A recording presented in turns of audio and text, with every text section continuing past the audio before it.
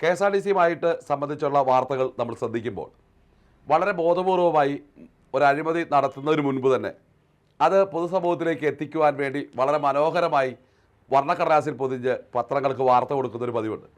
അത് പുറം ലോകത്തേക്ക് അറിയുകയും ഈ ചർച്ച ഇതെല്ലാം KSRTCയെ രക്ഷപ്പെടുത്താനാണ് എന്നുള്ളൊരു തോന്നൽ പൊതുസമൂഹത്തിൽ ഉണ്ടാക്കിയെടുക്കാൻ വേണ്ടിയാണ്. ഏതായാലും 4-ാം തീയതി മനോരമ പത്രത്തിൽ വന്നിട്ടുള്ള ഒരു വാർത്ത അത് സംബന്ധിച്ച് ഞാൻ നിങ്ങളോട് പറയാം. സംസ്ഥാനത്ത് KSRTCയുടെ ഉടമസ്ഥതയിലുള്ള കണ്ണായ 5 സ്ഥലങ്ങൾ, പഞ്ചനക്ഷത്ര ഹോട്ടൽ, റിസോർട്ട്, വാണിജ്യ സമുച്ചയങ്ങൾ, ആരോഗ്യ ടൂറിസം ഹബ്ബ് ഇവ നിർമ്മിക്കാനായി പാട്ടത്തിന് നൽകുന്നു. വെൽഫെയർ അസോസിയേഷൻ നേരത്തെ തന്നെ ഈ സ്ഥാപനം നഷ്ടത്തിലാണ് എന്നുള്ള പേരിൽ KSRTCയെ സംബന്ധിച്ച് ഇപ്പോൾ തീരും, ഇപ്പോൾ തകരും എന്നൊക്കെ പറഞ്ഞുകൊണ്ടുള്ള നിലപാടുകളും, വാഹനം വാങ്ങിക്കാതെ മന്ത്രി ഈ സൗകര്യമുള്ള വാഹനം എന്ന പേരിൽ മറ്റ് മിനി ബസ്സുകൾ വാങ്ങിച്ചു കൂട്ടുമ്പോഴും ഇവിടെ സൂപ്പർഫാസ്റ്റ് ബസ്സുകൾ, മറ്റേ ഓർഡിനറി ബസ്സുകൾ വാങ്ങിക്കാതിരിക്കുമ്പോഴും ഈ സ്ഥാപനത്തെ ഇല്ലായ്മ ചെയ്യുവാനുള്ള ബോധപൂർവമായ ശ്രമമാണ് എന്ന് വെൽഫെയർ അസോസിയേഷൻ നേരത്തെ തന്നെ പൊതുസമൂഹത്തെ അറിയിച്ചിട്ടുണ്ട്.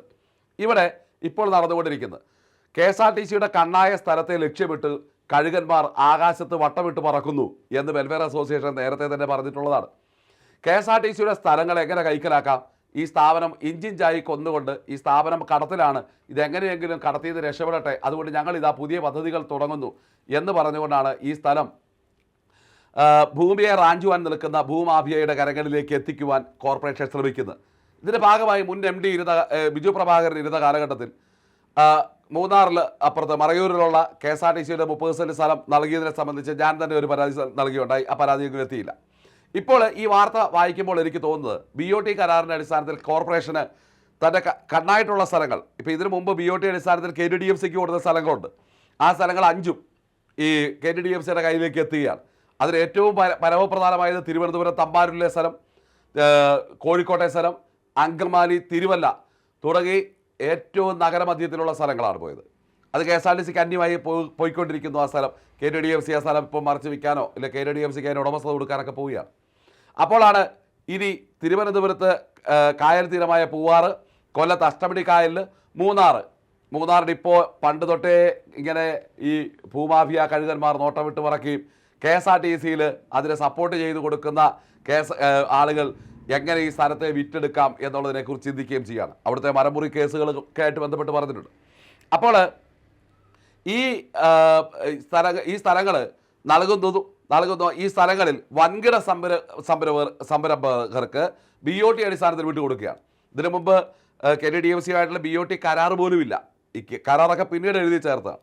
അപ്പോൾ ഇതിന് പ്രവർത്തിച്ച് ലാഭകരമായ ശേഷം KSRTCക്ക് തന്നെ കൈമാറണമെന്നാണ് വ്യവസ്ഥ വരുന്നത്. നമുക്കറിയാം എത്രമാത്രം കൈമാറിയിട്ടുണ്ടെന്ന്. ഇത്തരത്തിൽ കൊടുത്തിട്ടുള്ള സ്ഥലങ്ങളുടെയൊക്കെ ഗതി നമുക്കറിയാവുന്നതാണ്.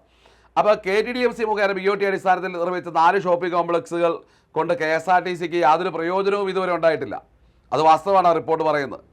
അപ്പോൾ ഇത്തരം പോരായ്മകൾ പരിഹരിക്കുവാൻ വൻകിട കമ്പനികളെ സമീപിക്കുന്നത്. അപ്പോൾ ഈ സ്ഥാപനം പ്രവർത്തനാപമായ സ്ഥാപനം നഷ്ടത്തിലാണെന്ന് പുറംകഥകൾ പറഞ്ഞുകൊണ്ട് ഇതിൻ്റെ ഭൂസ്വത്തുകൾ വൻകിട കമ്പനികളിലേക്ക് ഭൂമാഫിയ വഴി എത്തിച്ചേരുവാനുള്ള ഒരു മാർഗമാണ് ഇത് ഇപ്പോൾ KSRTCയിനകത്ത് അവലംബിക്കുന്നത്. അതുകൊണ്ട് പൂവാറിൽ 1 ഏക്കർ വസ്തുവിൽ റിസോർട്ട് നിർമ്മിക്കണം. കൊല്ലത്ത് 1.25 ഏക്കർ സ്ഥലം ഇതിൽ റിസോർട്ടും കൊമേഴ്ഷ്യൽ കോംപ്ലക്സും നിർമ്മിക്കാൻ പോകുന്നു.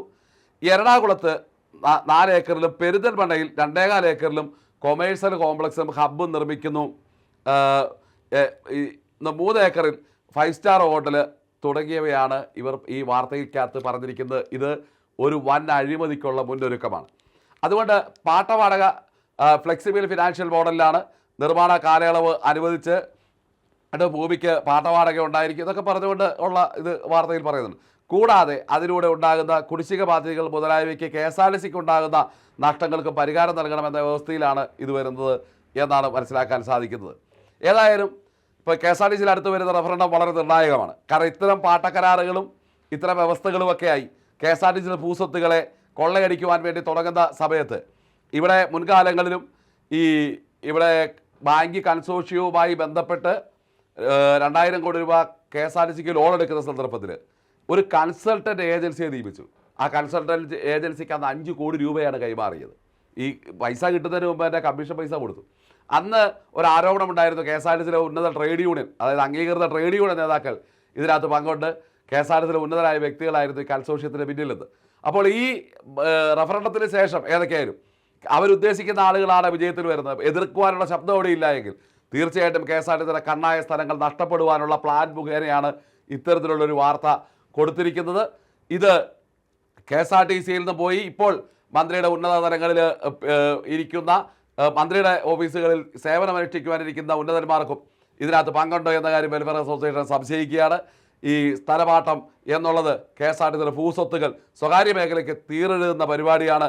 ഇതിൽ നിന്നും പിന്തിരിയേണ്ടതുണ്ട്. കേരളത്തിലെ സമൂഹ മനസാക്ഷി ഇതിനെതിരായി ഒറ്റക്കെട്ടായി അണിനിരക്കണം. ഇത് വൻ അഴിമതിക്കാണ് കളമൊരുങ്ങുന്നത് എന്ന് വെൽഫെയർ അസോസിയേഷൻ പറയുന്നു. നന്ദി.